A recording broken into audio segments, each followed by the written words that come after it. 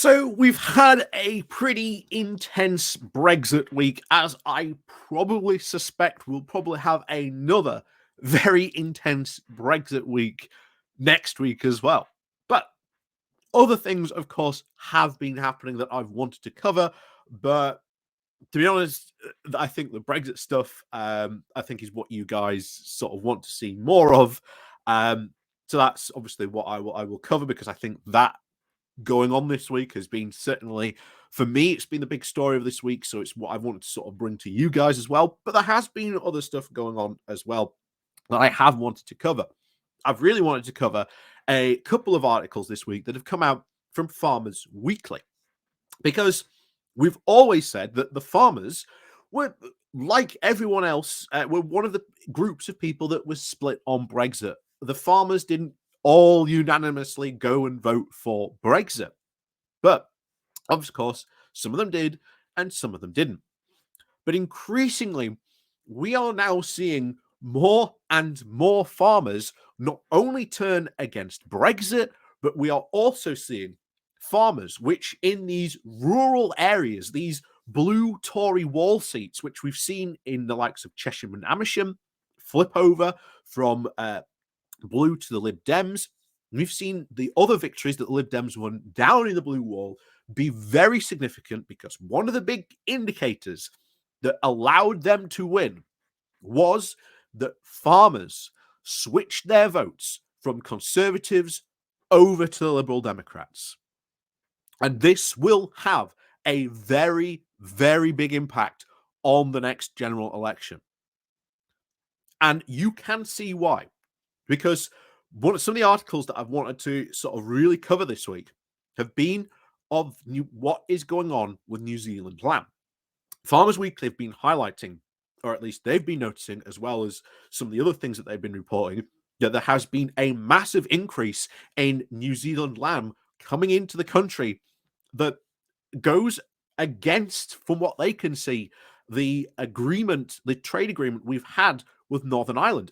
And one of the things we've constantly worried about is, look, places like New Zealand, Australia, now they have access to our markets, are more than prepared to just go start flooding our market with their cheap meats, so to say, because obviously they do not have to follow the same rules as regulations as our farmers do, which again keeps our food standards very high. So what do you think is going to happen now? Well, potentially, as we've said since the very beginning, since these new trade agreements were agreed with New Zealand and Australia, you are potentially looking at almost the complete destruction of certainly the lamb industry in the UK, but even potentially other sectors in the farming industry as well, all over this trade agreement, which was done by Theresa May, signed off by Boris Johnson and the rest of the Tory party, so that they could have a very cheap, quick Brexit win. And as always we said, with these types of trade deals, these deals are not done at this speed. Those types of deals normally take about 7 to 8 years to really do in sort of these types of negotiations. The fact that these negotiations have been done at such a speed was always worrying, and that we knew there were going to be problems. And what happened when they came out? Oh, look, there's all these problems. So it is of no surprise, at all, that farmers are now changing their votes from Conservatives over to the Lib Dems. That will prove very, very interesting come the next general election. That is for sure, because there are many Tories down in those blue wall seats that are worried about losing their seats to the Lib Dems. So let's go cracking on into this article. Because I think again, it's something that I've wanted to cover this week, but I think it's the high time we sort of cover this, because again, this is going to have some larger implications, certainly at the next general elections, as I've said.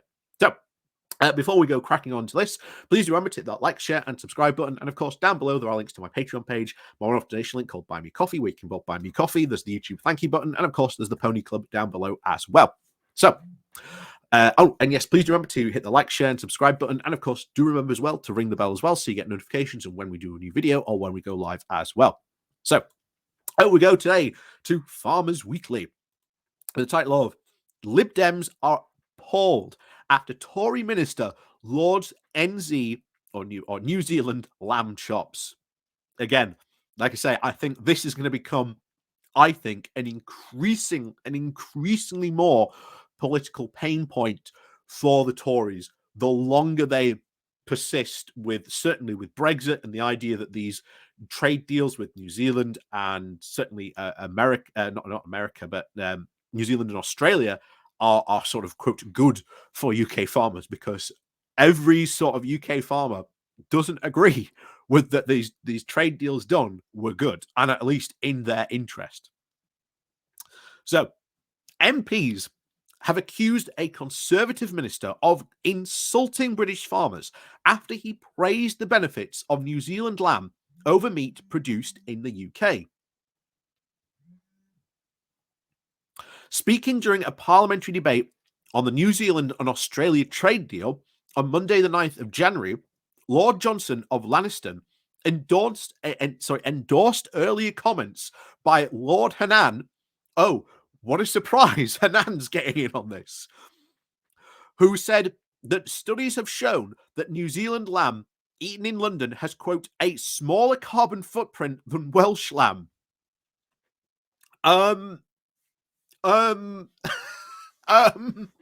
Question that. How can lamb that is made in New Zealand, made in New Zealand, have a smaller carbon footprint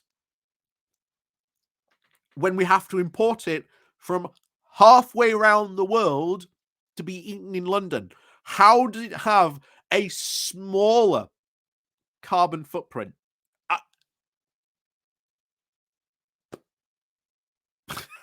What? Anyway, Lord Johnson said, as my noble friend Lord Hannan pointed out, having a New Zealand lamb chop on your plate in the House of Lords restaurant is better for the environment than having one that comes from another part of the UK. The Liberal Democrats later released statements criticising Lord Johnson, and the Conservative Minister for Trade, saying that his remarks were an insult to British farmers. North Shropshire Lib Dem MP Helen Morgan said that she was appalled to see the minister lauding foreign produce over the incredible high-quality food our farmers produce for our tables while protecting and enhancing our natural environment. Lord Johnson's comments, quote, serve only to undermine our farmers by failing to note the lower welfare standards for animals in New Zealand, she added. The Lib Dems say that in power, they would ensure that UK farming standards were guaranteed in trade deals. The party is seeking parliamentary vote on the trade deal with Australia and New Zealand bill, which the Conservatives have so far refused to offer, because they know there's a chance, and they know there's a big chance that bill might not pass. If that bill is offered, because there's a chance it will not pass because it is not good for UK farmers. And there are other things in that bill that are also not good for UK manufacturers either. So if this was actually put to parliamentary approval, which, again, the Brexiteers complained about for years, not having a say on trade deals that the EU does, all of a sudden, when they have the opportunity to give Parliament the sovereignty and the freedom to decide over these trade deals, they suddenly don't want to do it, because they know that if generally comes up for debate, there is far, far, far more worse things in that trade bill than just what's going on with the farmers. Like I say, we've covered that in other videos, but needless to say, this is a bill that may not even pass, even amongst the Conservatives themselves, sitting in Parliament, maybe sitting there going, that industry is quite big in my area. What if I vote for this bill? What are my chances like at the potential next general election, which could be happening this year? Bear in mind, one of the big key points for Brexit was that we were going to, help your area. Brexit will be good for the industries in your area. It will help you out massively. And yet now you might have a case where a Tory MP votes for a trade deal which actively damages your own area's, maybe a leading industry. I don't fancy their chances potentially at the next general election if that happens. And that's why they are desperate not to have this trade deal, even though for years they've constantly, again, we'll keep with the sheep theme, bleated for years like sheep, saying how bad the EU was, how much they hated these trade deals because they weren't given a say on them in any way or shape or form, even though, again, they were, because, again, we've had, but yeah, again, like I say, we've gone over that argument many times, but, why not, guys? Why not offer Parliament a say on these Australian and New Zealand trade deals? There have been debates in Parliament about them, but there has not been a proper vote offered to Parliament, one of which the Brexiteers always said they want to offer to Parliament. And all of a sudden, that vote's not there. Interesting, that. But like I say, this is going to hurt the Tories, certainly come the next general election, because as we have seen so far in the past couple of by-elections down in these rural areas, who have changed their votes most? It has been farmers switching from the Conservatives over to the Lib Dems. So certainly, as we say, the next general election, if one happens this year, which there's every chance that it will do, to be honest, I'm 90% certain that there is going to be a general election this year. That's probably not going to change, but we'll see what happens. I'll be very surprised if we do make it to the end of the year and there hasn't been one. But hey, we'll see what this year can bring. Like I say, no one expected the chaos that we had in 2022. So, hey, who knows? Who knows what this year will indeed bring? So, as always, guys, thank you very much for watching. Please do remember to hit that like, share, and subscribe button. And of course, down below, there are links to my Patreon page and an official link called Buy Me Coffee, where you can buy me coffee. And as always, guys, thank you very much for watching. And of course, we'll see you all next time.